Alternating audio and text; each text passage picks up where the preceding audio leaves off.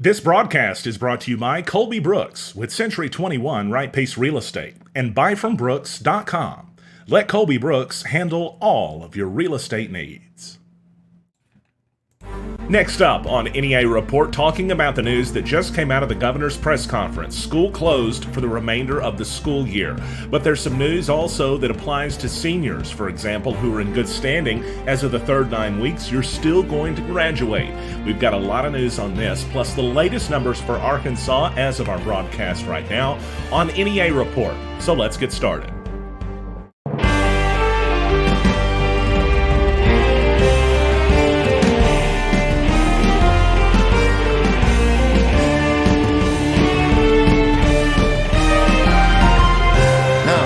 Stan Morris reporting.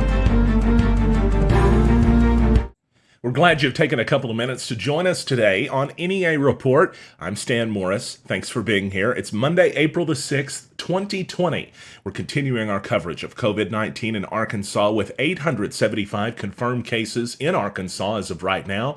Those numbers actually being updated by the governor of Arkansas in his press conference a short time ago, but the Department of Health will have those online shortly, including 16 deaths, a sad number that thankfully today has not changed. The number of those tested right now is close to about 13,000 for the entire state. The big headline from today's press conference from the governor is that school will be closed for the rest of the school year. Let's make a couple of notes about that. First of all, AMI, alternative methods of instruction, will continue, such as online or whatnot, but you're not going to be attending in-person classes for the rest of this semester. That only applies to this semester, and of course we don't know what this fall is going to look like yet. The world is hoping to be resumed and back in normal order by then. We'll just have to wait and see. But we want to talk about, of course, today and what we're looking at in the immediate future. The school year is going to be, well, over with in the sense of attending classes in person. AMI will continue, as we mentioned. For seniors who are probably wondering what's going to happen with them, if they're in good standing as of the third 9 weeks, we learned today you're going to qualify to graduate in the state of Arkansas. Now, you're still going to have to complete AP courses or other coursework too. But the idea is that if you were in decent enough standing, if your grades were good enough back in the third 9 weeks, then they're going to go ahead and graduate you. It's not your fault that the world's, in a sense, not truly, but in a sense, falling apart around you. In fact, they mentioned something like 30,000, maybe 33,000 seniors in Arkansas, but that was just a briefly mentioned number during the press conference. So it's going to apply to quite a few people, right, that have to plan their next phase of life in the midst of all of this craziness happening, too. So some news there for all of you. Now, in Northeast Arkansas, let's talk about some of the numbers. The latest numbers we have from the Department of Health shows Craighead County to be at 20 cases, Poinsett County is at 5, Greene County 1 to 4. In Randolph County, Lawrence County, and Sharp County, it all shows 1 to 4 cases in those from the Department of Health.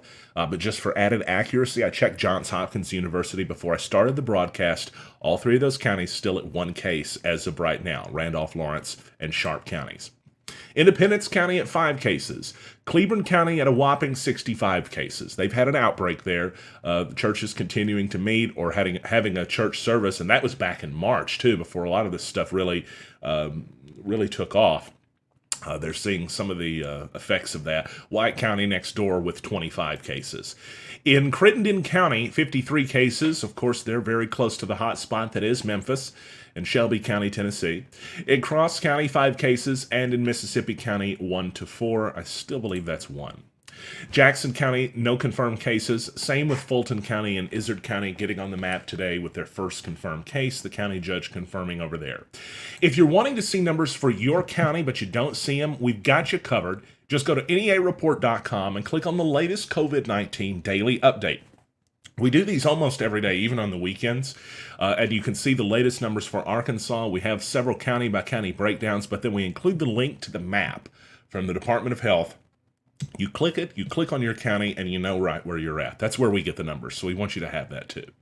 Across the United States, the confirmed cases, the latest update from Johns Hopkins University, just about 350,000, 347 and 3. Deaths at 10,389, and those recovered at about 19,000. So we're seeing the numbers continue to rise across the U.S. Of course, for several days now, we've been in the top spot globally, and we kind of know that. But several countries have not changed. As a matter of fact, we got some news related to that here in just a second. Across the globe, let's talk about that first.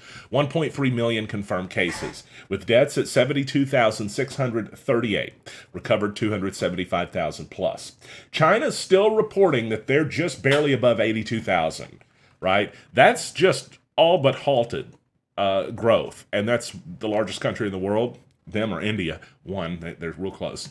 So I don't know that they're necessarily being straightforward about that. There's been a lot of reporting from New York Times and from other credible organizations that suggest China has been pressuring families to cover up deaths or to keep quiet. And of course, we know that, we know a lot of this stuff originated from there, and not much information was coming with it. They've also kicked out journalists, right? So we're not sure about their numbers.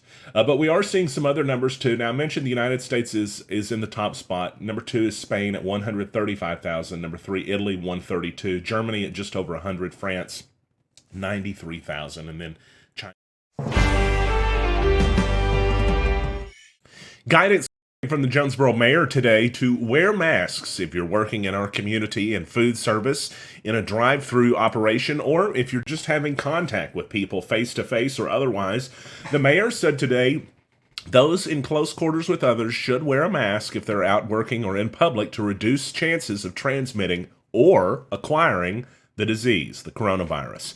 The mayor's been wearing his own mask for several weeks now. You've probably seen our video or some of the photos that we've actually posted showing the mayor going around with his mask. He's doing that as a precaution, and he's hoping that others will take his sort of lead on that too. It's not guaranteed protection against COVID-19, the mayor said, but he's also said he's seen too many people not social distancing. Both masks and social distancing are crucial, he says, to getting us through this time. The Centers for Disease Control issue a protocol that requested those who were not at home or social distancing to wear a mask. A lot of folks have been wearing those out in public, and it's not just to protect yourself. It actually protects others from the water droplets or spit from flying out of your mouth when you're talking or sneezing, as I did right before this segment. It protects people around you from getting hit by those droplets of liquid. Those are actually where the virus is transmitted, at least in the most sense that we're able to tell right now. So if you're keeping your water droplets, your spit, and that type of thing from flying out of your face, well, then you're protecting other people around you, and that's a thoughtful thing to do. It's not just about protecting yourself. When you see people with masks, they're literally thinking of others too, in addition, of course, to being precautionary for themselves. The mayor and Dr. Shane Spites stressed the importance of social distancing among student-age children.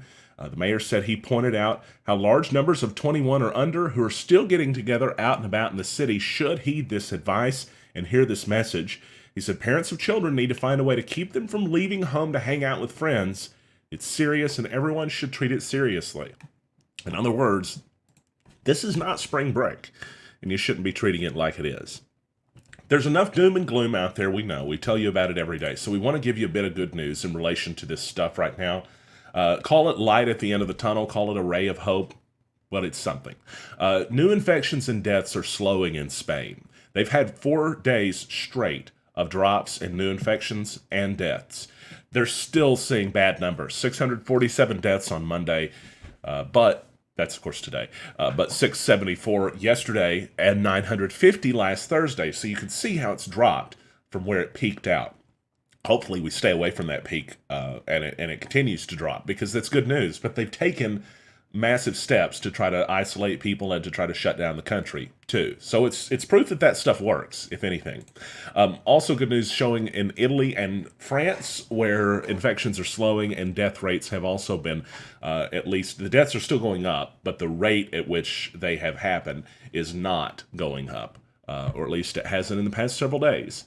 More good news in a very dark time for many people because of all the things that are happening. A lot of people look at the news and they think it's only bad. And in some cases right now, there is a lot of bad news. And there are a lot of things that we need to be worried about. But there's also no reason why that we can't look at this and say there may be a reason, or a way, I guess I should say, forward. And it looks good. And it looks like we may be getting out of this thing. But we've got a long way to go in America before we get there. We've told you about the numbers: Spain, Italy, France. You see those on the screen right there. But in the United States, we're at 347. You could combine their numbers together, Spain and Italy, and we would still be above them. I think actually, I didn't do the exact math before I come on the air. But if you combine, okay, so it would be, if you combine Spain, Italy, and Germany, the 2, 3, and 4 countries, they would just about equal where the United States is right now. But of course, we still don't know what China's doing, right? We don't know what they're doing over there. Of course, the big headline coming out of today's news: in Arkansas, schools closed for the rest of the school year. That means this semester. And AMI will continue to apply. It just means they're not going to have classes in person. So if you're a student in Arkansas, get ready for more distance education, however that may be for you. I think for most people it's going to be online, but others are still using other methods. And of course, AMI is where it's going to be at. And seniors will still graduate if they were in good standing as of the third 9 weeks. They will meet the state's requirements this year for a high school diploma. You still got to complete other classes and courses. And of course, do what your principal says. Don't make him mad. He might hold it up. You never know.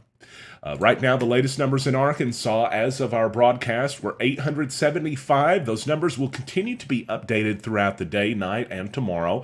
NEAreport.com if you want to get the very latest. If you think we did an okay enough job today, we really do appreciate you for watching this, but maybe you might throw a like our way, or maybe even a share, or a subscribe, or a supporter click if you want to really be awesome. 99 cents a month for our supporters.